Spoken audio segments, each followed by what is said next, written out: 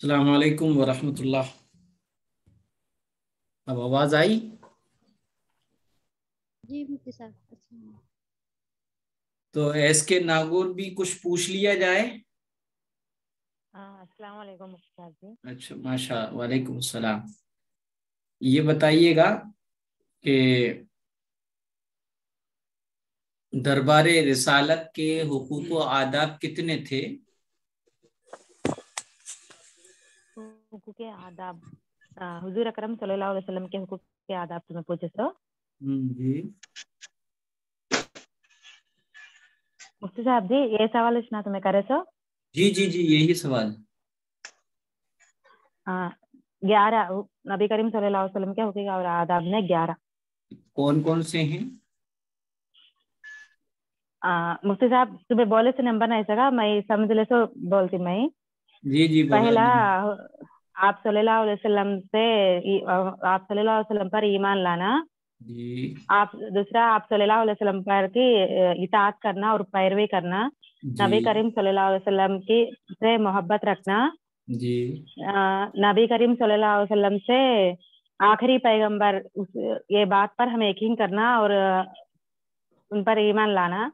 नबी करीम सल्लल्लाहु अलैहि वसल्लम ने सारे नबियों के सरदार है और सारे मखलूक के अफजल है। और नबी करीम सल्लल्लाहु अलैहि वसल्लम पर कसरत से दरूद और सलाम भेजना। नबी करीम सल्लल्लाहु अलैहि वसल्लम ने मासूम और बेगुनाह होने के पर हमें यकीन रखना और उन पर हक अच्छा यकीन रखना। और नबी करीम सल्लल्लाहु अलैहि वसल्लम ने बोल तो मैं उनके अहले अयाल और उनके घर वालों से हमें मोहब्बत रखना, सहाबा से मोहब्बत रखना। नबी करीम सल्लल्लाहु अलैहि वसल्लम ने पर और एक क्या की पॉइंट मिस हो गया।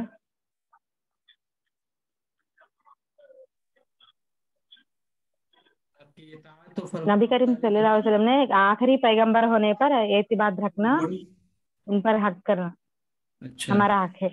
अच्छा अच्छा, ये बताइएगा, शाहीन बहन बताएं कि महफूज अनिल खता कौन है और इसके क्या माने हैं? एक मासूम अनिल खता कौन है और क्या माने हैं? अस्सलाम वालेकुम। वालेकुम सलाम। महफूज अनिल खता सहाबा हैं। हम्म। और और मासूम। दूसरा क्या था? मासूम। मासूम अनिल खता मासूम अनिल खता अंबिया हैं। अच्छा, ये बताइए महफूज अनिल खता के क्या माने हैं? महफूज अनिल खता के माने हैं कि सहाबाओं से गलतियां तो हो जाती हैं, लेकिन हम्म। अल्लाह उनके आमाल में से उनको हटा देता है। और आमाल मासूम नहीं, अनिल सॉरी। खता के माने? मासूम अनिल खता के माने नबी गुनाहों से पाक हैं, अल्लाह उन्हें महफूज रखता है गुनाहों से। तस्नीम फातिमा, आप बताइए। अस्सलाम वालेकुम। वालेकुम सलाम। आप ये बताइए कि आल जी और अहल का फर्क क्या है? आले नबी और अहले नबी दोनों में फर्क क्या है? जी मुफ्ती साहब, हाल जो है वो पहली बात तो मोअज़्ज़ज़ हज़रात पे इस्तेमाल होता है। जी जो किसी जैसे जिनकी तकरीर की जाती हो, जी जी जैसे नबियों के बारे में, अम्बियाओं के बारे में, या आ, ये कुछ मतलब बहुत मशहूर किस्म के, जैसे फिरौन के लिए भी इस्तेमाल होता है, हालांकि वो इनमें से कुछ नहीं था, जी जी जी काफिर था। जी और आ, और अहल जो है वो खास काम सभी के लिए इस्तेमाल हो जाता है। हम्म, और अहल आल में जो ब्लोइंग है। पेन है। जी हाँ है। हाँ नहीं। हेलो। जी जी, मैं सुन रहा हूँ, कहिए। जी, आल जो है आ, अहल जो है वो आम और खास सभी के लिए इस्तेमाल होता है, और अहल में ज्यादा लोग शुमार हो जाते हैं मुकाबिल आल औलादों में से होता है। और अहल अहले खाना मतलब हाँ, अहल काफी लोग हैं। बेजान चीजों के लिए भी इस्तेमाल हो जाता जी, है। बेजान के लिए भी इस्तेमाल होता जी है। जी, माशाल्लाह। जी। अच्छा अच्छा, बहुत अच्छा सुनाया। अच्छा, कनीज जैनब बताएं कि झूठे पानी के अहकाम के एतबार से झूठे पानी की कितनी किस्में हैं?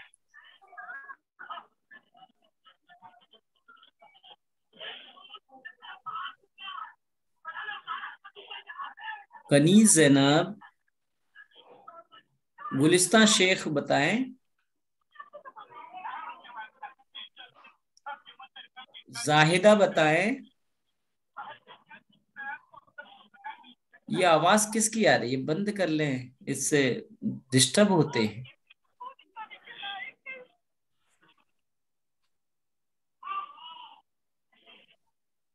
جی اچھا شاہین بتائیں، آپ ہی بتا دیں. جھوٹے پانی کی 4 قسمیں ہیں. جی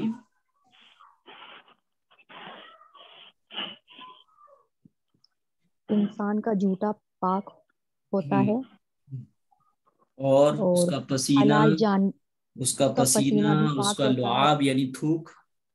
جی اس کا لعاب وہ بھی پاک ہوتا ہے. جی حلال جانور کا جھوٹا، جی اس کا پسینہ بھی پاک ہوتا ہے اور اس کا لعاب بھی. جی اور بلی کا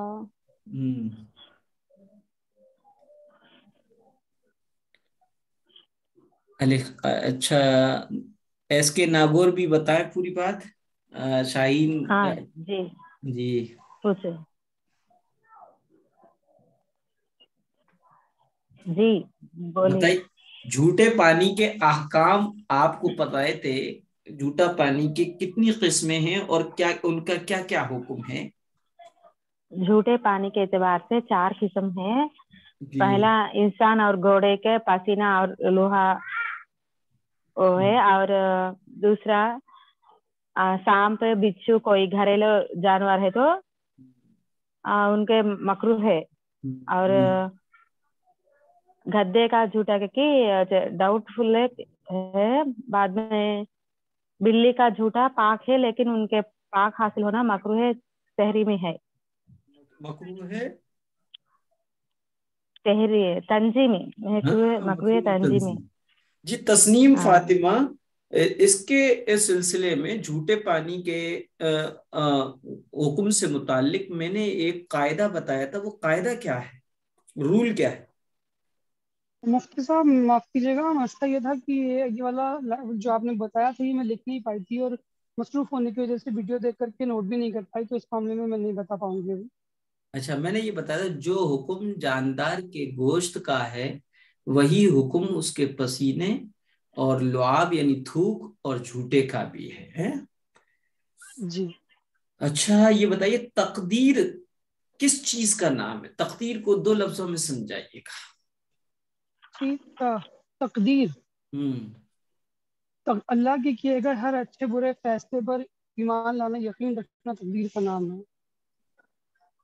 جو اچھا بھی اللہ نے ہمارے نصیب میں لکھا ہے، چاہے وہ ہمارے حق، ہمیں ظاہری طور پہ لگتا ہے کہ ہمارے حق میں اچھا ہو یا ظاہری طور پہ لگے برا ہو، وہ سب تقدیر میں شمار ہوگا. شاہین بہن آپ اچھی طریقے سے بتائیے اس کو 2 لفظوں میں، بہت اچھی طریقے سے. تقدیر علم تسنیم الہی فاطمہ کا نے نام ہے. بتانا چاہا اور اچھا بتایا، لیکن اور اس سے اور عمدگی پیدا کیجیے گا. جی تقدیر علم الہی کا نام ہے. ماشاء اللہ. نہ کہ پوری بات. نہ کہ اللہ کے حکم کا نام تقدیر ہاں نہیں ہے. امر الہی، حکم الہی کا نام تقدیر نہیں ہے، بلکہ علم الہی یعنی اللہ کے علم کا نام تقدیر ہے، حکم الہی کا نام تقدیر نہیں ہے. اچھا بسم اللہ سے ریلیٹڈ ہم نے فضیلت بتائی تھی، ایک آدھ فضیلت کوئی بتائیں، تسنیم فاطمہ بتائیں. جی میں بتاتی ہوں. جی آپ نے بتایا تھا تسمیہ کے ایک تو یہ کہ آپ صلی اللہ علیہ وسلم نے فرمایا کہ مجھ پر ایک ایسی آیت ہوتی ہے کہ سوائے حضرت سلیمان علیہ السلام کے کسی نبی پر وہ آیت نہیں ہوتی، جی جی اور جس وقت وہ آیت نازل ہوئی تھی اس وقت کی چیزیں ہوئی تھی. جی جی جس میں سے ایک ہے کہ سمندر جو تھے وہ ٹھہر گئے تھے، جی ہوائیں رک گئی تھیں، جی اور بادل جو ہے وہ مشرق کی طرف چھٹ گئے تھے، ایک طرف ہو گئے تھے. جی جی اس کے علاوہ جانوروں جو تھے انہوں نے سب نے اپنے کان لگا دیے تھے سننے کے لیے، جی اور شیاطینوں پر آسمان سے انگارے پھینکے گئے تھے. اور اللہ تعالیٰ نے کہا کہ جس چیز پر بھی آیت پڑھی جائے گی اس میں برکت ہوگی. ماشاء اللہ. اچھا یہ بتائیے کہ اور ایک بسم جہن اللہ الرحمن الرحیم میں کنیز زینب بتائیں کتنے حروف ہیں؟ چلیے شاہین بتا دیں کیونکہ کنیز 19 حروف ہیں. حرف نہیں، حرف لفظ غلط کر حروف رہی. ہاں حروف، ایک حروف ایک کو کیا کہتے ہیں؟ حرف حرف اور بہت سارے. حروف اچھا تو 19 حروف ہیں، تو ہر حرف پر کون کیا فضیلت ہے؟ جی ہر جہنم کے 19 دروغہ ہیں جن سے بچنے کے لیے تسمیہ پڑھنے سے، بسم اللہ الرحمن الرحیم پڑھنے سے جنت کے 19 جہنم میں ان کے 19 دروغہ ہیں جن سے بچنے کے لیے پڑھنا چاہیے، کہ اس ہر میں حرف 19 پر حروف ہیں. ایک فرشتہ ہر اس حرف کا پر ایک فرشتہ. بچاؤ کا ذریعہ بن جائے گا ہے. اچھا جی اس حدیث کی تائید میں نے کون سی حدیث اور کس ذکر کی فضیلت بتائی تھی؟ شاہین بہن.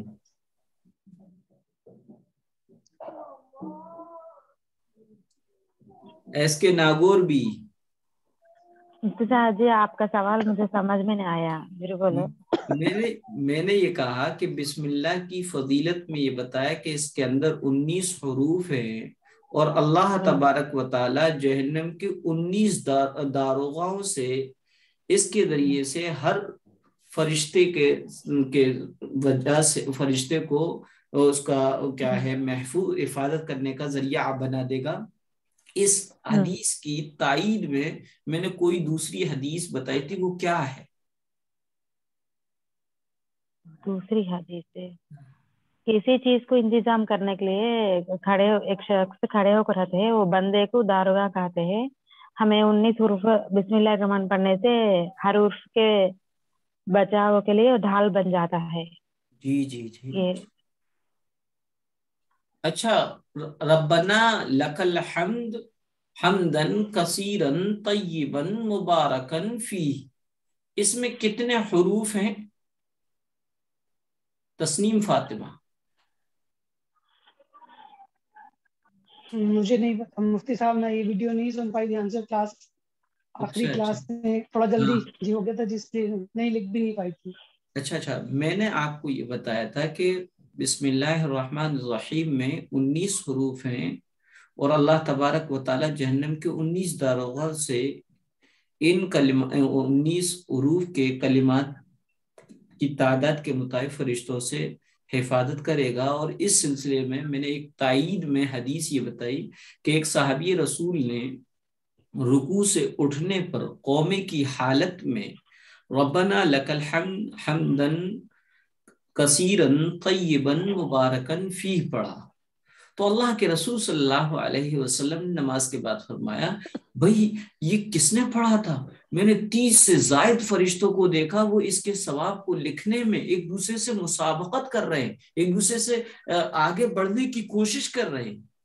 تو پتہ چلا کہ ربنا لک الحمدا کثیرا طیبا مبارکا فیہ اس میں بھی 30 حروف ہیں. تو پتہ چلا اس حدیث سے تائید ہوتی ہے کہ اللہ کے رسول صلی اللہ علیہ وسلم نے جو بسم اللہ سے متعلق کہا کہ 19 حروف ہے اور 19 جہنم کے داروغاؤں سے فرشتوں کے ذریعے سے حفاظت ہوگی، یہ حدیث اسی حدیث کی تائید میں تھی.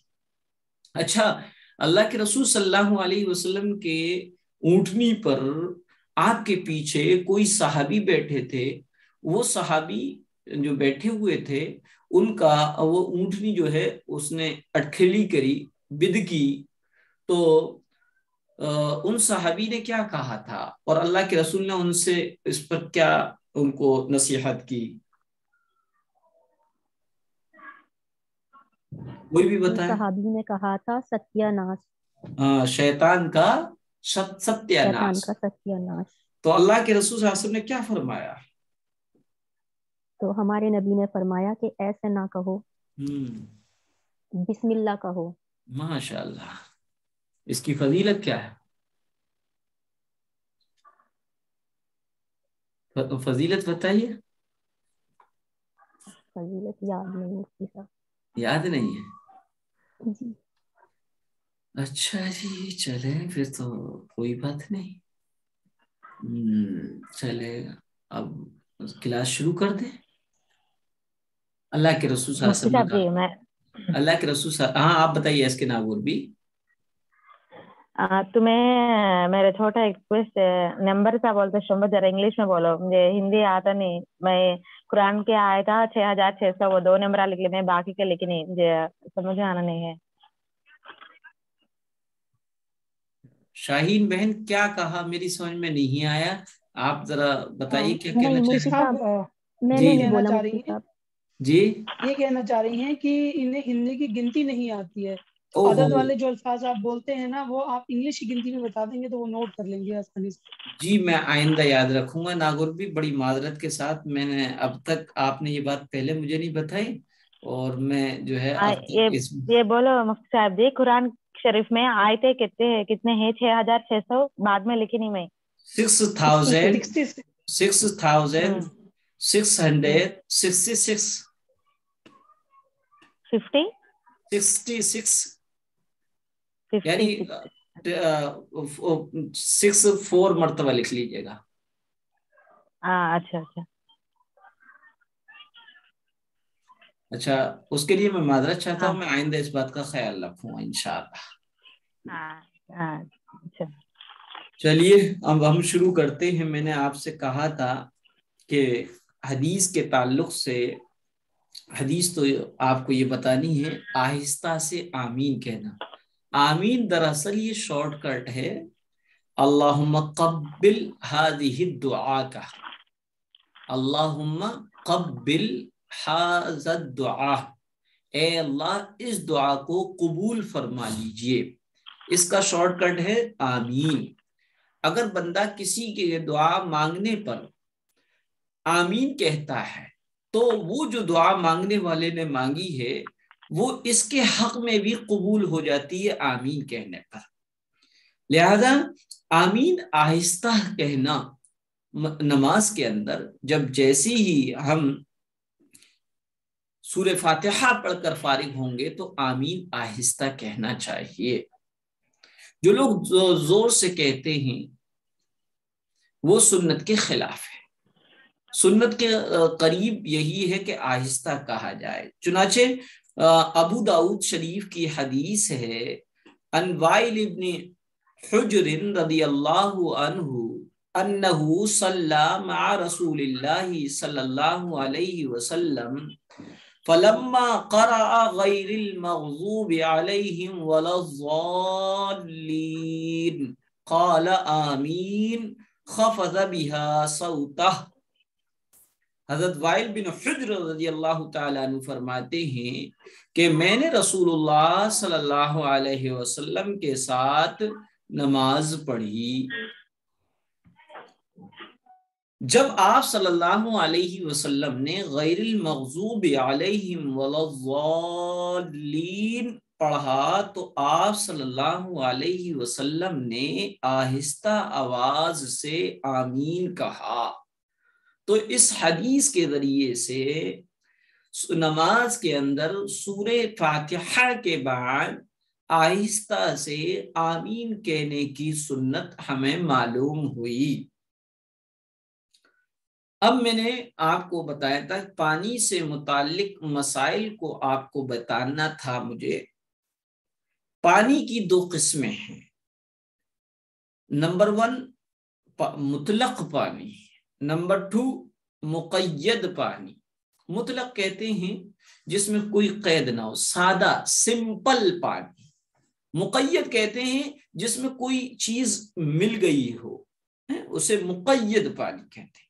تو مطلق پانی یعنی عام پانی، یہ وہ پانی ہے کہ جب پانی کا لفظ بولا جائے تو فوراً وہی پانی ذہن میں آئے، جیسے کنویں کا، نہر کا، ندی کا، تالاب کا، ٹویل کا پانی وغیرہ. مقید پانی یہ وہ پانی ہے کہ جب پانی کا لفظ بولا جائے تو فوراً وہی پانی ذہن میں نہ آئے بلکہ کوئی دوسری چیز آئے. جیسے عرق گلاب، گلاب جل، یا اسی طریقے سے عرق گاؤ زباں، ہمدرد کے ایک دوا ہے وہ عرق ہوتا ہے، جو رس ہوتا ہے، عرق گاؤ زباں وغیرہ۔ اس قسم کے پانی سے نجاست تو دور کی جا سکتی ہے، لیکن وضو اور غسل وغیرہ کرنا درست نہیں۔ یعنی مقید پانی سے نجاست حقیقیہ کو دور کیا جا سکتا ہے، اور لیکن نجاست حکمیہ کو دور نہیں کیا جا سکتا۔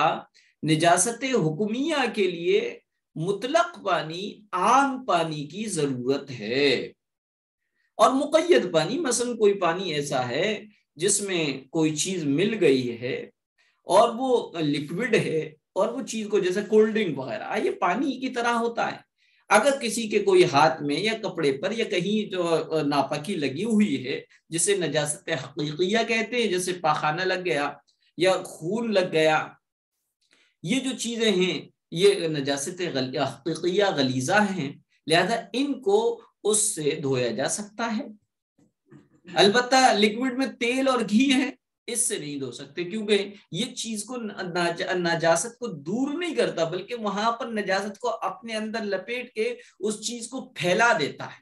اس کے علاوہ اور جو بھی لکوڈ چیزیں ہیں ان کو دور کرنے کے لیے مقید پانی، یعنی اس میں کوئی رنگ مل گیا، کوئی مٹی ملی ہو، کیسا بھی ہو، تو اس پانی سے نجاست حقیقیہ کو سے پاک کیا جا سکتا ہے۔ نجاست حکمیہ یعنی وضو اور غسل وغیرہ درست نہیں ہو سکتا۔ مطلق پانی کی 4 قسمیں ہیں: آسمان سے برسنے والا نمبر 1، نمبر 2 زمین سے نکلنے والا پانی، نمبر 3 سمندر اور دریا کا پانی، نمبر 4 برف یا اولے سے پگھلنے والا پانی۔ یہ 4 طریقے کے پانی ہو گئے۔ مطلق پانی، سمپل پانی، عام پانی کی 4 قسمیں ہیں۔ 1 آسمان سے برسنے والا پانی، بارش کے وقت کا، زمین سے نکلنے والا، چاہے وہ ٹیوب ویل کے ذریعے سے نکالا جائے، چاہے ہاتھ کے نل سے نکالا جائے یا کسی اور مشین کے ذریعے سے نکالا جائے، سمندر اور دریا کا پانی، اور برف اور اولے سے پگھلنے والا پانی۔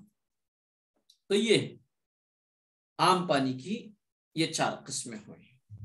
حکم کے اعتبار سے مطلق پانی کی 5 قسمیں ہیں۔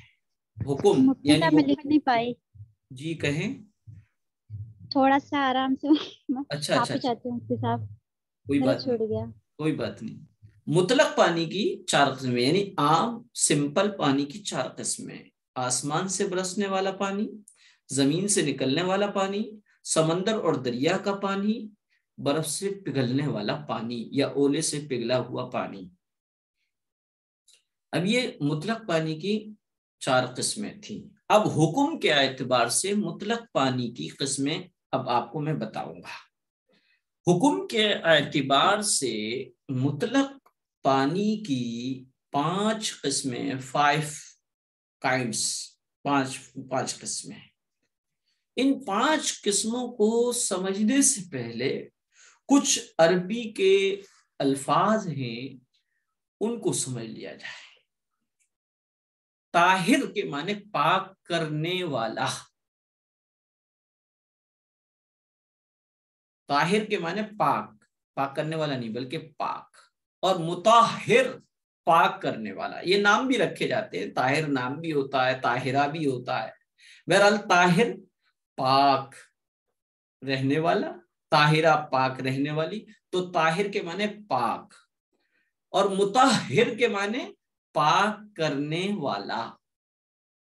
طاہر سمجھ گئے، مطہر پاک کرنے والا، طاہر پاک، مطہر پاک کرنے والا۔ جب آپ یہ دونوں لفظ سمجھ گئے تو اب حکم کے اعتبار سے مطلق اور سمپل اور عام پانی کی جو 5 قسمیں ہیں ان کو سمجھیے گا۔ پہلی قسم طاہر، مطہر، غیر مکروہ، یہ نام ہے پہلی قسم کا۔ یہ عربک نام ہے، طاہر، مطہر، غیر مکروہ۔ اس کا ترجمہ کیا جائے تو اس کا ترجمہ پاک، پاک کرنے والا اور مکروہ بھی نہ ہو، پاک ہو، پاک کرنے والا ہو اور مکروہ بھی نہ ہو، اس کی یہ ترجمہ ہے۔ تو پہلی قسم ہے طاہر، مطہر، غیر مکروہ۔ ترجمہ کیا ہوگا؟ پاک ہو، پاک کرنے والا ہو اور مکروہ بھی نہ ہو، یہ پہلی قسم کا نام ہے۔ اب اس کی تعریف سمجھ لیے، یہ وہ پانی ہے جو خود پاک ہو اور دوسروں کو بلا کراہت پاک کرنے والا ہو، خود پاک ہو اور دوسروں کو بلا کراہت کے پاک کرنے والا ہو، جیسے بارش ہے، دریا ہے، ندی ہے، نالا ہے، سمندر ہے، چشمہ اور جھرنا ہے، کنویں وغیرہ کا پانی ہے، اس سے وضو اور غسل کرنا اور ہر طرح کی نجاست اور ہر طرح کی گندگی کو دور کرنا جائز ہے۔ تو مطلق اور عام اور سمپل پانی کی حکم کے اعتبار سے 5 قسمیں تھیں، 5 کائنڈز تھے۔ اس میں پہلے تھا طاہر، مطہر، غیر مکروہ، یعنی وہ پانی جو خود پاک ہو اور دوسروں کو بلا کراہت پاک کرنے والا ہو، یہ جیسے بارش ہے، دریا ہے، سمندر ہے، ندی ہے، نالا ہے، چشمہ ہے، جھرنا ہے، کنواں ہے، وغیرہ وغیرہ کا پانی، اس سے نجاست حقیقیہ بھی اور نجاست حکمیہ یعنی وضو اور غسل اور ہر طرح کی نجاست کو دور کرنا جائز ہے۔ دوسری قسم طاہر ہو، طاہر، مطہر، مکروہ، طاہر، مطہر، مکروہ، کیا معنی؟ اس دوسری قسم کے نام کے معنی پاک کرنے، پاک ہو، طاہر پاک ہو، مطہر پاک کرنے والا ہو، مکروہ مکروہ ہو۔ طاہر، مطہر، مکروہ یہ وہ پانی ہے جو خود پاک مگر پہلی قسم کے پانی کے ہوتے ہوئے، پہلی قسم کے پانی کے ہوتے ہوئے اس سے وضو اور غسل کرنا مکروہ تنزیہی ہے، یعنی کہ طاہر، طاہر، مطہر، غیر مکروہ کے ہوتے ہوئے طاہر، مطہر، مکروہ پانی سے وضو اور غسل کرنا مکروہ تنزیہی ہے۔ اگر وہ پانی نہ ہو، یعنی طاہر، مطہر، غیر مکروہ پانی نہ ہو بلکہ صرف یہی پانی ہو تو اس سے طہارت حاصل کرنا مکروہ نہیں ہے، جیسے بلی کا جھوٹا پانی یا وہ تھوڑا پانی جس میں آدمی کا تھوک یا ناک یا رینٹ وغیرہ گر گئی ہو۔ تو جس پانی میں آدمی کا تھوک یا ناک یا رینٹ وغیرہ مل گئی ہو یا وہ بلی کا جھوٹا ہو تو یہ پانی طاہر بھی ہے، مطہر بھی ہے، مکروہ ہے، لیکن مکروہ ہے یعنی پاک بھی ہے، پاک کرنے والا بھی ہے، لیکن مکروہ ہے۔ مکروہ کب ہے؟ جبکہ طاہر، مطہر، غیر مکروہ پانی موجود ہے، تو ایسی صورت میں بلی کا جھوٹا یا وہ پانی جس میں آدمی کا لعاب، تھوک یا ریت مل گئی ہو تو اس پانی کو، اس کو وضو اور غسل میں استعمال کرنا مکروہ تنزیہی ہوگا۔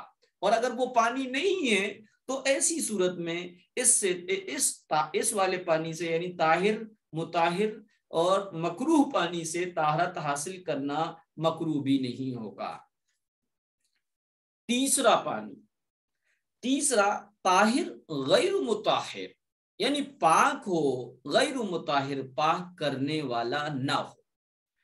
تیسری قسم طاہر ہو یعنی پاک ہو، غیر مطہر لیکن پاک کرنے والا نہ ہو۔ یہ وہ پانی ہے جو خود تو پاک ہو لیکن اس سے وضو یا غسل جائز نہیں، اس سے وضو یا غسل جائز نہیں، جیسے یوزفلی پانی وضو اور غسل میں جو ہمارے اعضاء سے جو ٹپکتا ہے، پارٹس آف باڈی سے جو ٹپک کر کسی برتن میں جمع ہو رہا ہے، یہ کسی جگہ میں جمع ہو رہا ہے تو ایسی صورت میں وہ پاک تو ہے لیکن پاک کرنے والا نہیں. اسے مستعمل پانی کہتے ہیں. مستعمل کے معنی استعمال کیا ہوا، مستعمل پانی. تو مستعمل پانی طاہر تو ہوتا ہے، پاک تو ہوتا ہے، لیکن غیر مطہر، پاک کرنے والا نہیں ہوتا. تو مستعمل پانی اس پانی کو کہتے ہیں جس سے طہارت حاصل کرنے کی نیت سے، پاکی حاصل کرنے کی نیت سے وضو یا غسل کیا گیا ہو، یا ثواب کی نیت سے بدن پر استعمال کیا گیا ہو، یعنی اس سے وضو پر وضو کیا گیا ہو. لہذا اگر کوئی شخص محض وضو سکھانے کے لیے کسی کو وضو کر کے دکھائے تو یہ استعمال شدہ پانی مستعمل نہیں کہلائے گا. یعنی کہ آپ اس کو یوں سمجھیے گا، جو وضو چاہے بے وضو ہونے کی حالت تھی، پھر ہم نے وضو کیا تو اس کا استعمال شدہ پانی مستعمل پانی کہلائے گا اور یہ پاک ہوگا لیکن پاک نہیں کر سکتا. یا ہمارے وضو تو تھا لیکن ثواب کی نیت سے ہم نے دوبارہ وضو کیا، تو ایسی صورت میں جو ہمارے پارٹس اور باڈی سے، جو وضو کے پارٹس ہیں، ان سے جو پانی گر رہا ہے یہ پانی پاک ہے لیکن پاک کرنے والا نہیں ہے. یہ 3 قسمیں ہو